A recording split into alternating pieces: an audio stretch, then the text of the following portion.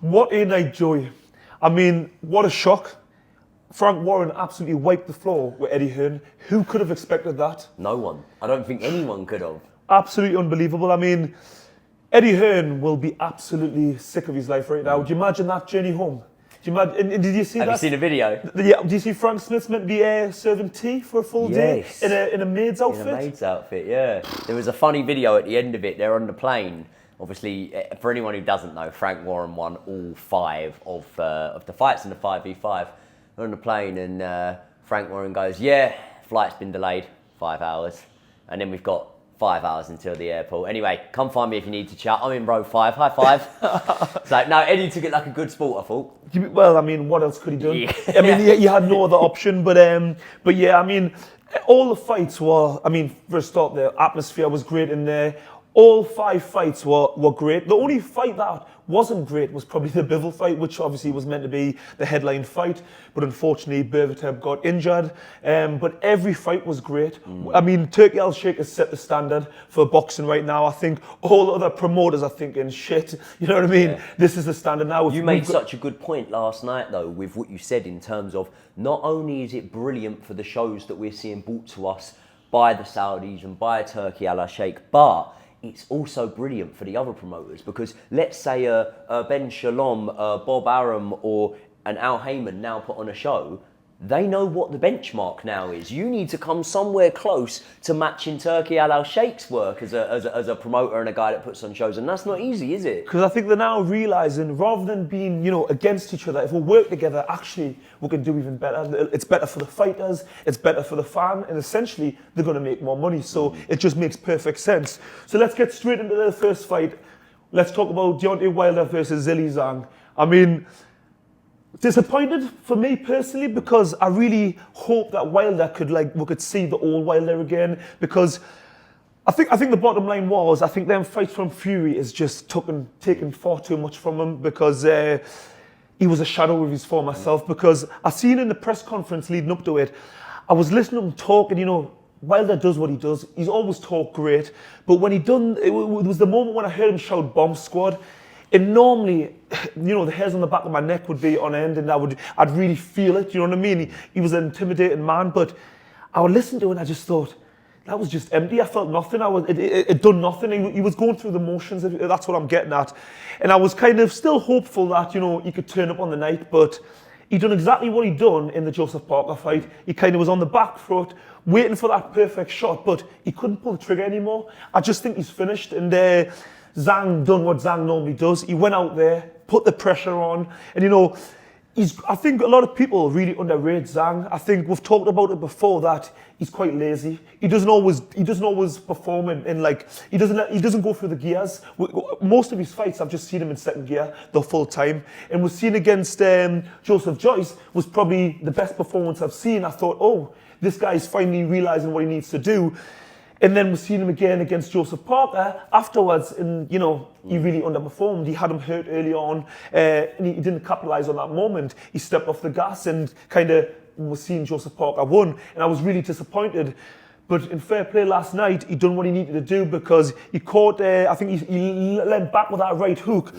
Wilder just was obviously shocked, turned his back. Once upon a time, Wilder would have been straight on it. But it's like he's just lost that killer instinct now, and he was looking for the referee for help. And Zhang just stepped in and let that shot go, and it was game over. But I am sad from... What was your thoughts on the performance? It was to be expected. If I'm being completely honest. And listen, I got a hell of a lot of predictions wrong last night, so I'm not being smug about this, but you know yourself from being with me last night, I was very firm in my stance of how I felt that fight was going to go and what I thought we were going to see play out. Ultimately, the warning signs were there for me that Deontay Wilder has long since mentally checked out of boxing, in my opinion. You can put that down to what some people say is, Tyson Fury took his soul, those fights took so much out of him. You could also put that down to his real commendable ambitions as to why he got into boxing. Obviously, he had a daughter, I think, suffered with spina bifida, whatever it was. He had a daughter that was ill, and obviously got into boxing to be able to pay medical bills, which, that's as fathers ourselves, is a real honourable thing. Yeah. And then once you've overcome that and you finally made your money for yourself and got yourself in a position, How many times can you keep going to the well? What are you now fighting for? And this was the worry for me. As much as the same as you, wanted Deontay Wilder to come through this fight, because as boxing fans, we've had a 10-year itch that needs scratching, and that itch is Deontay Wilder against Anthony Joshua. As much as I wanted to see that, so I can, I can be happy once all's said and done and say, okay, I got to see that fight. I always had it lingering in my mind. What fight are we gonna see? I can compare it to Mayweather-Pacquiao. Maybe that's a bad example because both men were on the decline at that point and we don't know who Anthony Joshua is. Maybe Khan against Brook, maybe Taylor against Catterall the other night. It's a fight where one man in that fight is a shadow of his former self. So I do actually think that despite the fact that Deontay Wilder, let's be honest, put in a shit performance last night, despite that, I do think he boxed a little bit better than he did in the Joseph Parker fight. In terms of, I do think he tried to do stuff a little bit more. But I just think Zhang was always going to be a real tough stylistic matchup for Deontay Wilder. There was a 70 pounds weight difference in that fight. You've got to give him respect for that. You've got to, despite the performance, I mean, to go to be up against it that much. I mean, do you imagine in the lighter weights someone having that much of advantage? It just wouldn't happen. 6-7 weight division. This is where really, now they've got Bridger weight. There should be probably like heavyweight and super heavyweight because the jump now is like there's giants in the heavyweight division now. So you've got to kind of applaud him for that, because realistically, he's been up against it from the start. But I think because he's a genetic freak, he's got this power. It's always been enough. But unfortunately, Tyson Fury showed how to beat a guy that much smaller. And that was the problem with the Deontay Wilder fight against. Just quickly, when you mentioned smaller, have we ever seen Deontay Wilder look that small? I'm not just on about in height, in stature. He was dwarfed by Zhang last night. He fought scared, and ultimately he just didn't have it left in the tank anymore to be able to compete with anyone anywhere near the level of Zhang. And we had seen. Do you think that was because of the Fury fight? The second time he thought, I need to put on a bit of extra size to be able to compete with him. What do you think the reason why he put on a load of weight, tried to be bigger so he's stronger, and then now he must have thought maybe I need to go back to my lighter self, be quicker, because his new coach Malik Scott's been doing a lot of head movement. Maybe he thought I need to be lighter, more evasive. What do you think the reason for that is? Maybe do you think? It's a funny one, isn't it? I think that he's probably tried to identify the area of weakness and the area that let him down in that last performance, or sorry, I should say a couple of performances ago against Tyson Fury. Bearing in mind that Tyson Fury imposed those sort of similar tactics to Zhang, not like-for-like tactics, but sort of similar. And I think he's probably identified that area, and ultimately, like we all can, we just got it wrong. And he just got it wrong and thought, okay, that could be it. I mean, look, when you talk about a 70-pound weight difference, when David Haye fought Valuev, that was a 96-pound weight difference or something like that, So yes, it was a fair bit more, but what I'm saying is the blueprint to beat a bigger man. If you look at what David Haye's able to do, quick reflexes, good feet, really able to be evasive, and also able to hold his nerve, hold his bottle, and let the shots go as and when he needs to. And Deontay Wilder is just not that sort of same standard. We've said it time in, time out. I truly believed that Zhang was going to come through that fight last night because of the stylistic matchup. But, like we've said before when we spoke about this, ultimately, last night is not about us realising that Deontay Wilder's not any good. It's also not about us realising that Zhang is really good. What it is about us and yourself, who's been a boxing fan all his life, already knew this, but maybe a lot of the younger audience, maybe the more casual audience, realising this is what the heavyweight division is. And the heavyweight division you knew is not what the heavyweight division actually is. What the heavyweight division actually is the 90s and the 80s and the 70s and so on. What we have had since the Klitschko era is a heavyweight division where realistically, once in a blue moon, guys fight each other. And therefore, let's say, for example, the way that we look, and listen, I'm a self-proclaimed Fury fanboy. I'm not saying that Tyson Fury is no good. But what I'm saying is, when you go back, right, we're looking and we're going, Fury against Wilder, greatest rivalry in it. Is it?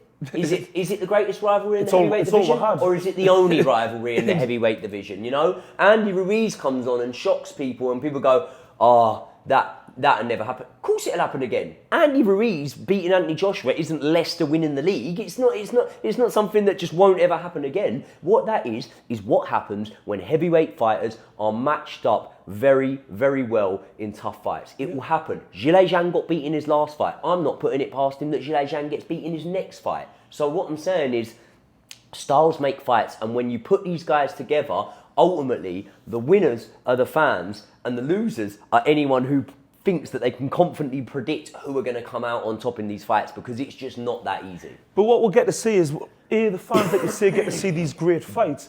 But the fighters are actually going to gain more from it on the long run, because, you know, they're fully testing and finding out where they're at. And, you know, it brings other opportunities. And we now realise that a loss isn't the end of the world, because, like you mentioned, the Klitschko era, then you've got the Mayweather who made it like you've got to have an O on your record to be great. I mean, it's a load of rubbish. If you look at some of the, you know, if you go to the golden era in boxing, fighters lost. You know what I mean? One of the greatest heavyweights of all time, Muhammad Ali, he lost. You know, is everyone think because he lost a fight that he's not the greatest? I mean, like you've said, styles make fights, and it's how you come back from your losses. And I think, unfortunately, I think now, thanks to Turkey Al-Sheikh, that era is now behind us, thank God. We're now going to, across all the weight divisions, we're going to see the best fight the best. And I just think, like I say, I think it's a discussion when you talk about Wilder. Has he just been well managed? And I think the case is yes, of course. You know, we've all thought he was the baddest man on the planet for quite a while, overtaking Mike Tyson's, name. But now we realise, maybe, is it just a case of he isn't as good as we thought he was? Yeah. Is it a case of he's just past his best in, it happens in fights. He's how old is he? 39? 38? 38. 38 years of age. You know, you can't be at your peak forever. We've seen this, even the greats, nobody beats Father Time. But I think the truth lies somewhere in the middle of the two. Yeah. I think the truth is that realistically we'd never seen Deontay Wilder properly tested apart from in a couple of fights. So, let's say for example, Luis Ortiz. I'm of the opinion that Luis Ortiz was never actually that good as a pro. I don't think he was ever really... Well, we've discussed his age. The problem is he probably was 50, 60 years of age. Exactly. I mean, I don't think he's the real age that he says he is. You mentioned this earlier on about the fact that Lennox Lewis Ortiz was his sparring partner. He said that years he sparred ago. Luis Ortiz, and I've done the maths. And if Lennox Lewis did spar Luis Ortiz, Luis Ortiz, this is the most favourable case, right? Yeah. Let's say that Lennox Lewis sparred Luis Ortiz in the build-up for the Klitschko fight, which I think was Lennox Lewis's last fight, wasn't it? I think so. I think it was, right? Let's say he sparred him in the build-up for that. Going on the age that Luis Ortiz says he is, Luis Ortiz would have had to have been sparring a unified world champion when he was 16, 17. Do you think he was? What, when he's in the biggest fight of his career, he's going to be fighting a young 16-year-old? I'm not saying it's impossible, it's not but impossible. I don't think he was. Also, stylistically, you're preparing for a Vitaly Klitschko. I doubt the first name that comes into your head is Cuban Luis Ortiz, is it? I don't think so. What I'm saying is, Deontay Wilder's best win before that was over Luis Ortiz, and then obviously the fights with Tyson Fury. Yes, he mixed in good company in those fights, but ultimately, when you look back on it, if Turkey Al-Sheikh had never come into boxing, Deontay Wilder would have retired from boxing with what? 3, 4 decent... No, I was about to say names. I'm talking about fights, because 3 of them fights were against Fury. He'd retired from boxing with, 1 or 2 decent names on his record. Now, no fighters from the 90s that we speak about today retired with 1 or 2 decent names on their record. So what I'm saying is this, right? Yes, Deontay Wilder did not mix in the company that we would have liked to have seen him win in until Turkey Al-Sheikh came into boxing. But what I would also say is, when Alan Shearer was 38 playing for Newcastle, and the goals dried up a little bit by his standard, it didn't mean that he was never a great goal scorer. It meant that he was getting older. Do you see what I mean? Exactly. So I think the truth lies somewhere in the middle. I'm not going to say Deontay Wilder was never no good, but I'm also not going to say, it's just a case of he didn't have the good... It was somewhere in the middle. I just think he's been very well managed along the way, and, he's achieved great things despite not having the biggest of amateur pedigree and, not being the biggest of heavyweight. I think he's made the very best of what he's had, and I think, a lot of fighters would be more than happy to achieve half of what he's achieved. And, let's not forget, Zhang, I think he's, massively underrated, and we're now finding out he's actually a great fighter. And maybe it's a little bit too late. He should have been brought in a little bit earlier. He's maybe not had the opportunities because, unfortunately, like you said earlier on, we really wanted to see Deontay Wilder win in the sense of he's more marketable, he's got more personality and more character, and this is an entertainment business. So realistically, I think we all would have liked to see Deontay Wilder, like you say, scratch that itch, him fighting Anthony Joshua. And I think that's how it's went for Zhang. I think he's been one of them avoided fighters because, unfortunately, being a good fighter in boxing isn't enough. You've got to be able to, attract the fans. You've got to be entertainment. You want to see knockouts. And, he didn't bring that. And unfortunately, where he's come from, he's probably got a big audience in China, but not across the board around the world, you know what I mean? So this is the way it goes in boxing, and I've seen it myself. Some of the best boxers in the world, if you don't say, for instance, I'm talking on a lower level especially, if you don't sell tickets, it doesn't matter how good of a boxer you are, promoters aren't interested, and that's just the way the business goes. Well, mate, look at the pound for pound rankings, right? If you ask someone who, let's say they're in between a casual boxing fan and a hardcore boxing fan, so they're just a boxing fan, yeah? They're not a casual, they're not a hardcore, they're just a boxing fan. If you line up 10 of them and say, name the top 3 pound for pound, I reckon 5 of them don't put an Uwe in there. Why not? Not because they don't rate him, because he doesn't speak English, he doesn't really box over it, and they don't really know him that well. So completely what you're saying there about the marketability, it doesn't... But I would say, I think Zhang is entertaining. I feel like he is. I think, because he doesn't speak English, but he speaks enough, and I think there is an element of his personality which I find him funny, but at the same time, you need a little bit more than what he gives you, and it's just, this is the harsh realities of boxing, you know what I mean? It's the way it goes. You've either got to be an absolute knockout merchant, or you've got to be absolutely hated, or you've got to have some extreme personality which people are attracted to, and he just doesn't quite tick those boxes. And like I say, I think he's a big southpaw that can really punch. And I think the guys that we're talking about, the AJs, the Tyson Fury, I think they thought, why do I need to risk fighting this guy, potentially lose against him when, there's not a lot to gain, if you know what I'm saying. So I've got to give credit to Zhang, you know what I mean? He done his job last night. And, who would you like to see him fight next? Sometimes when I give these answers, they can come across a little bit stupid almost, because it's like, I'll look at it from a point of view of like myself as a boxing fan, this is who I want to see him fight. And actually, when we come back to the point you made about marketability, it doesn't sell. So me personally, do you know the first name that comes into my head who I'd like to see him fight next? I'd like to see him fight Martin Bakole. That's the name I'd like to see him fight next, because Martin Bakole's another guy I identify as like a heavyweight dangerman. There's guys there, like, say for example, we know Daniel Dubois is now going to be going into an Anthony Joshua fight. Yeah. Joseph Parker, I've seen that fight between him and Zhang. I don't really have an urge to see it again. Then you got obviously guys like Andrew Ruiz coming back. We're going to see how he gets on against Jarrell Big Baby Miller. Possibly that could be an option. But in terms of a guy who at the moment is sort of like on the ascendancy in his performances, remember we were on the pain game a couple of months ago. Was it the Tyson Fury Francis Ngannou card? And Martin Bakole looked really impressive stopping Carlos Takam on that card. That's one that, like, maybe it's a bit of a boxing purist type view. I would like to see him fight him. But again, like, if Dillian White continues to come back and get a couple of wins, I think that's a good one in there. I think that's one I quite like to see as well. So there are guys, you know, it's never going to happen, but I've always been very intrigued by a Tyson Fury Zhang matchup, This is it. I think there's a lot of fight.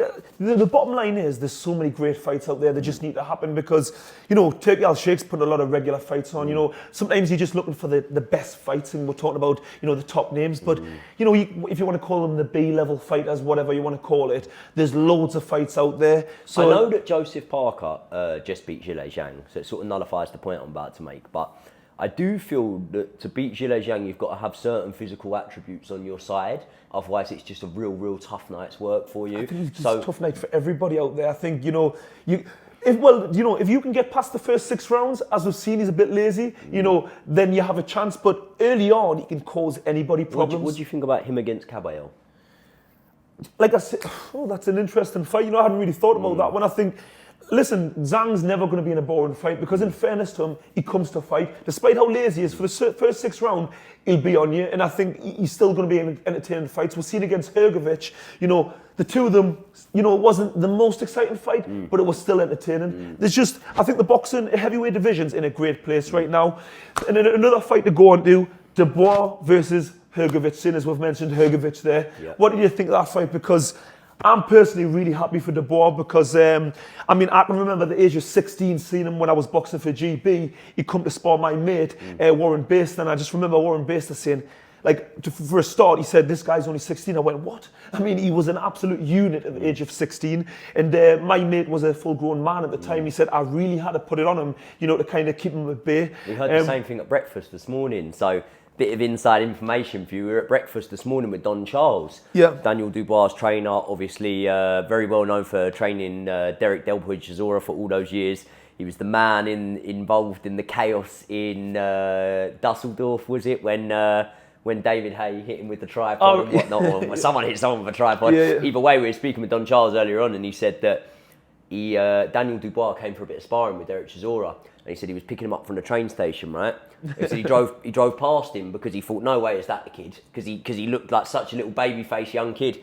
He said he went in there and gave Derek Chisora some really good work, and on the second day of sparring, he had to say to Derek Chisora, listen, you need to up it now because don't let this kid have his way with you. So Dubois has been doing this from a young age, but I do think that in the last 2-3 fights is where we perceive to have seen him come of age, really, isn't it? I think so, because I think a lot of people thought he was a bit of a quitter after the Joe Joyce fight, and he did suffer an orbital fracture, and you can imagine, your skull protects your brain, so he could have really been killed in the ring, essentially. You can be you killed, don't like to talk and about even it, to a but lesser extent, you can go blind. These things can happen, you know what I mean? So, and he's also a young man. This was a few years ago, so he was in his early 20s. So on reflection, though, sorry to interrupt you, mate, but on reflection, what a brilliant decision that was from Dubois.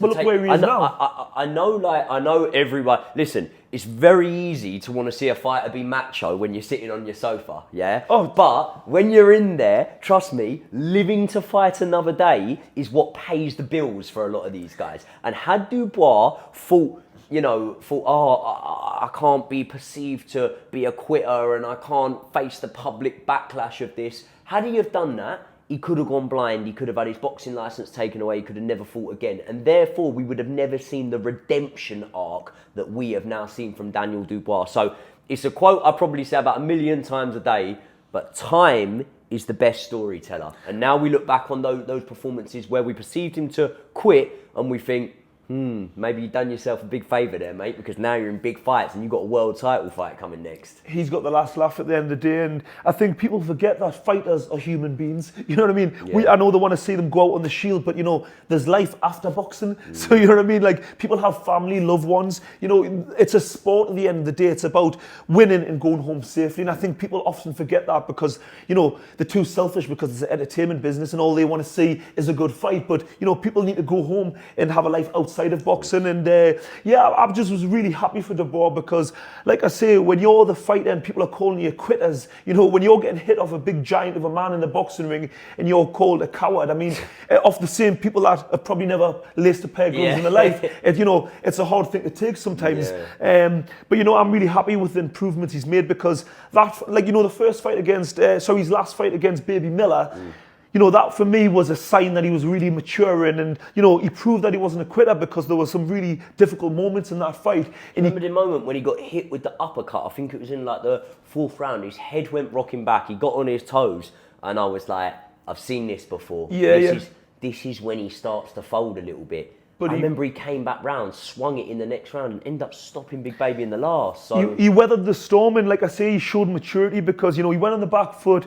weathered the storm and, Baby Miller is a big man. He's a giant and he can absorb a lot of punishment. And he's, like I say, getting hit off a man that big, it's going to cause a lot of damage. And I think that was quite a defining moment. And, this fight against Hrgovic, to me, was like the real test because Hrgovic had an amazing amateur career, great boxer. He was seen as one of the next best things, the rivalry, the Joshuas, the Fury. And he's went and stopped this guy. So I think it's a huge achievement. And I just think when I was watching him, he showed me a lot of of things. In the first few rounds, I was quite nervous, thinking, this is going south. And was getting caught off right hands. And I think it was going into the third round, he made some adjustments. He started moving his head. He started to use his jab. And that shows maturity, you know what I mean? When you can weather the storm early on in a fight, especially when previous fights, you've probably questioned your own heart. He showed that, he can take them shots. He can make the adjustments and become victorious. I just thought it was a really mature performance. How much confidence does it give you? Because I've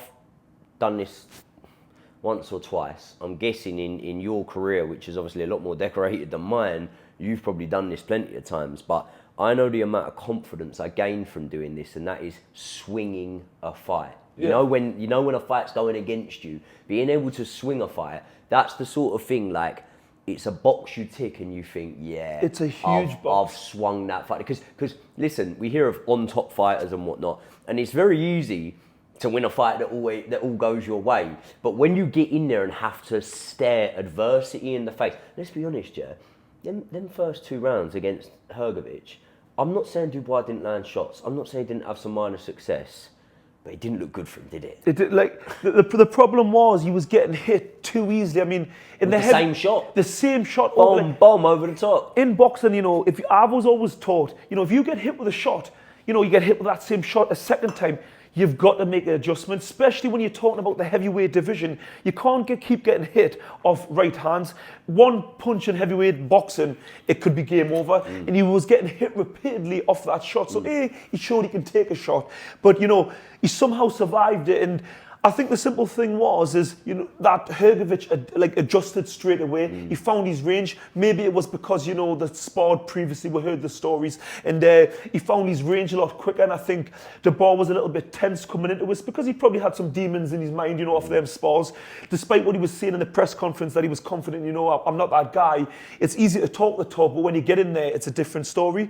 But fair play, like I say, he made them adjustments and he got the win. So I'm just really happy for Dubois because I do believe moving forward he can be in some really great fights because he's got that style where he has got a bit of a vulnerability. He's not the most defensive fighter. He's got unbelievable power. I'm not saying he's got no.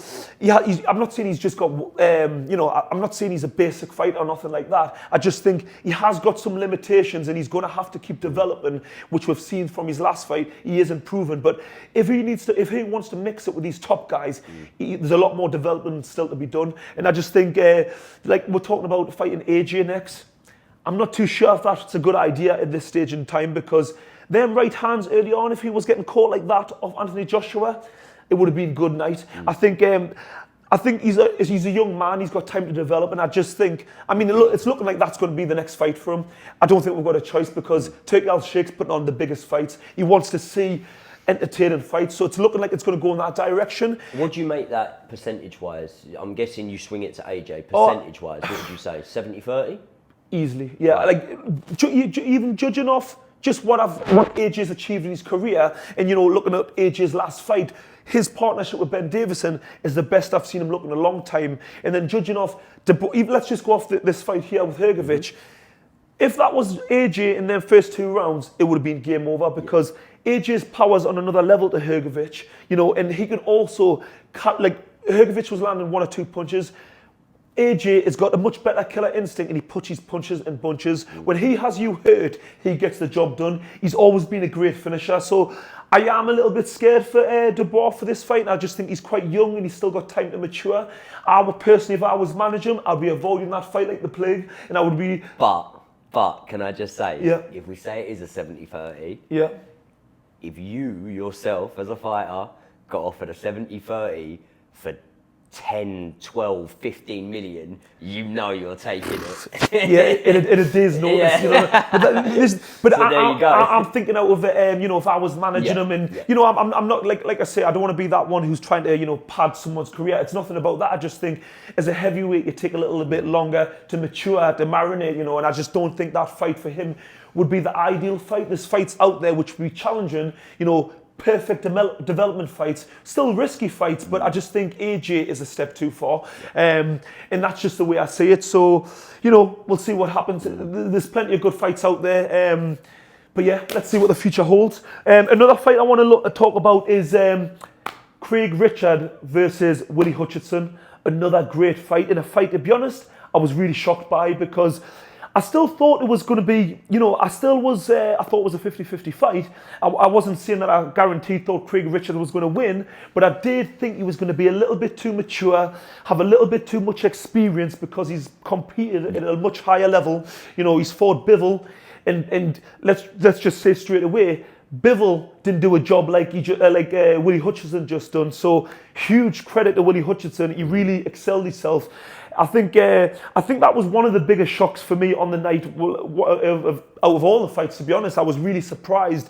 But I also did say before the fight, when you're young and you're naive, that can actually be a great thing, because you don't go in there with them nerves and all the rest of it. But I was thinking, is this guy just putting on a front because, he got stopped a few fights ago, but he did say he had some issues behind the scene. But, you hear this from fighters time and time again. But you know what it is, mate? Like, we can make this mistake, can't we? Like, we really can make this. We just spoke about Daniel Dubois. Yeah. We clearly made him. I don't take the Usyk loss into it, really, because I just think everyone's going to lose to Usyk sort of thing. But when you look at Daniel Dubois, right, we made the mistake with Daniel Dubois of writing him off after he got stopped by Joe Joyce. David Hay, he got stopped by Carl Thompson, and when he got stopped by Carl Thompson, no one thought he'd go on to be a unified champion. Amir Khan getting stopped by Brady Prescott. It happens. It happens. And by the way, let me hold my hands up. I was very, very wrong on this fight. Very wrong. You said you still thought it's a 50-50. Well, I didn't. I thought this was a 70-30 in Craig Richards' favour. I looked at the class of opponent that Craig Richards has been in there with and not been stopped by, and, the level he's mixed at and the wins he's had, and the prospects he's beaten in Shaq and Peters and other guys like that. And I just thought, no.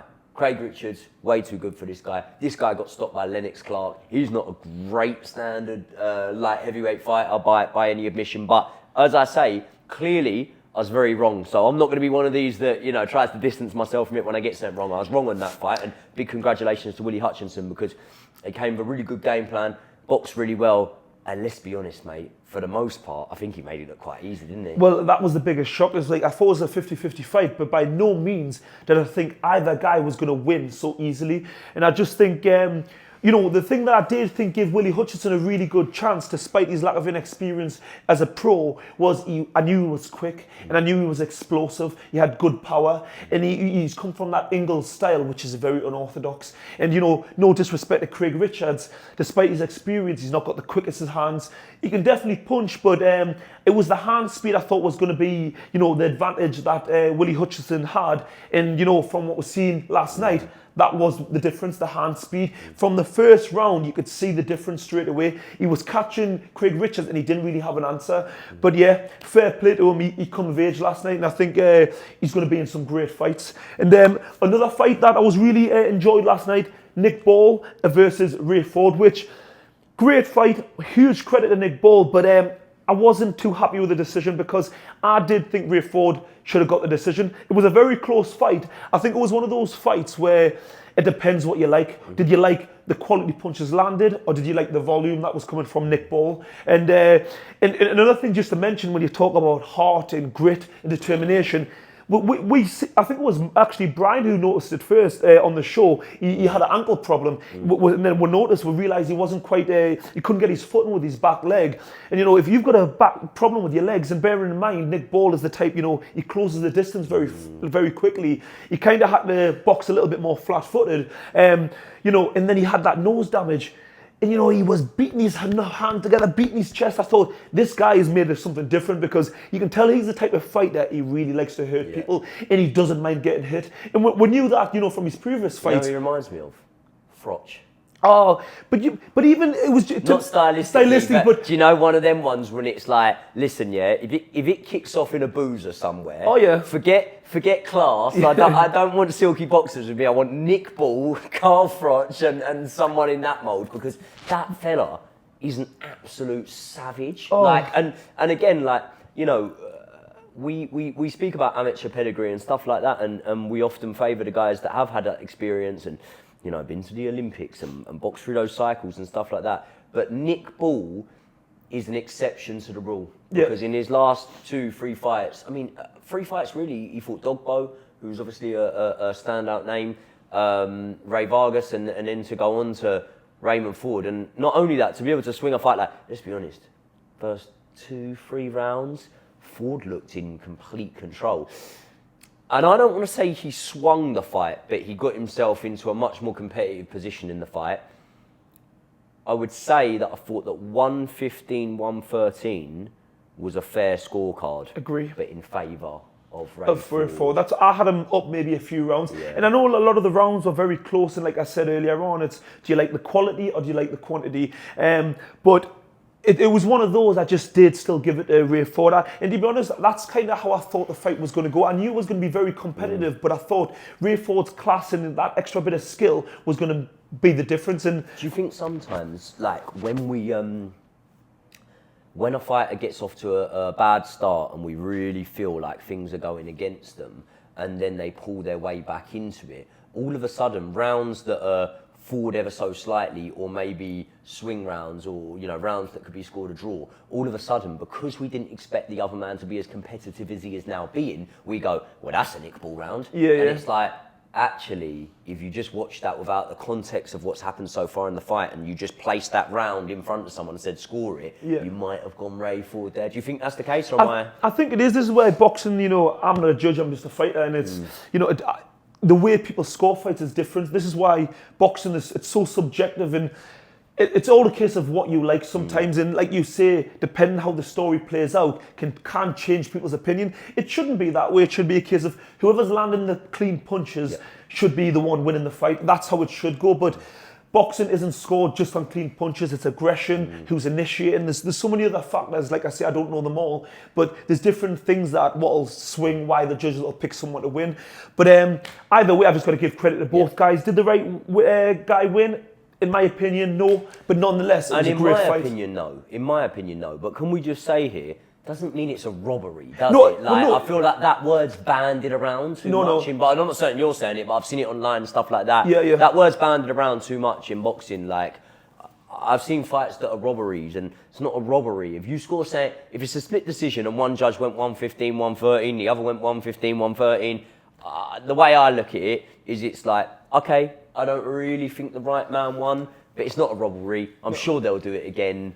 No. And at the end of the day, as long as we get it on again, then I'd love to see it again, wouldn't you? I agree with you, yeah. Like I say, if it's really wide, but there was a lot of rounds in that fight, it could have went either way. So no, I totally agree with you.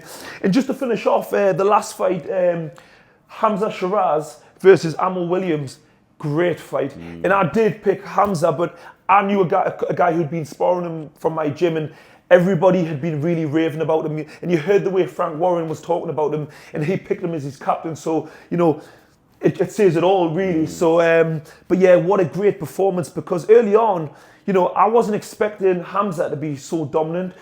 Sorry, was it the second round?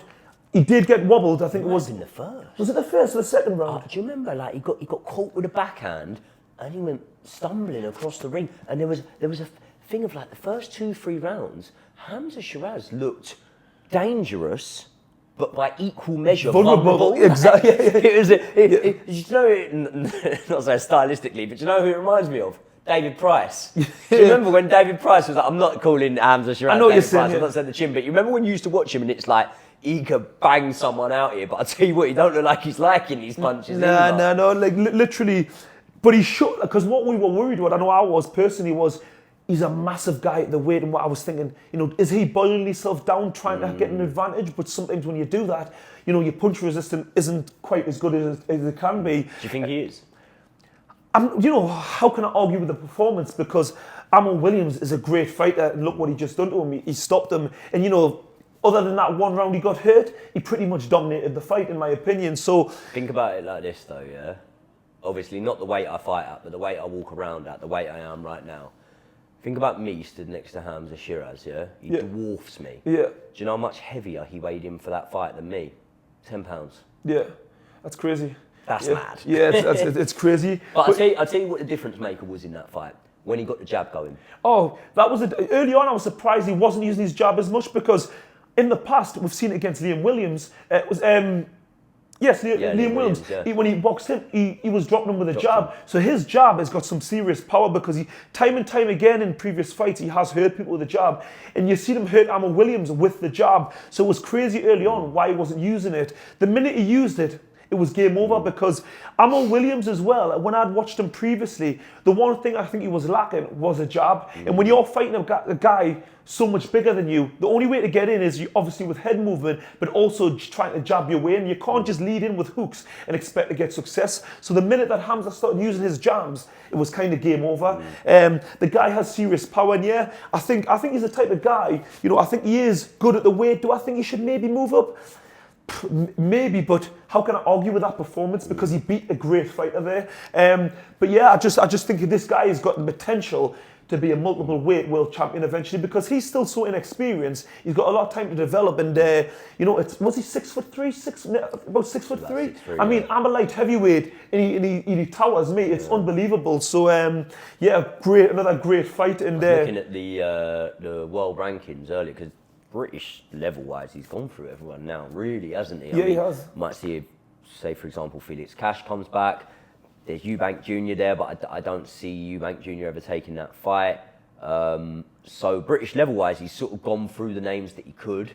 World level, I don't know, like, obviously Charlo, but there's not, and that's a big jump, but I don't think he'd get that fight. I don't think, like, marketing-wise or business-wise, that fight makes sense. So I don't know. He's sort of in a situation where he's better off sort of trying to, I don't know if he already is in a mandatory position, but going for a world title in a mandatory position or something like that, and then maybe moving up weight class. That's the only problem for Hamza Shiraz is who does he fight? Because it's weird, the middleweight division, and even in years gone by, like when we had the likes of James DeGale, Carl Froch, George Groves, and so many other names for super middleweight division. But at the moment, those two weight divisions aren't as stacked as they have been in the past. So interested to see how they match Hamza Shiraz up now. Yeah, he's going to be interesting, but either way, I think his future is very bright. So I'm really looking forward to see where he goes from here.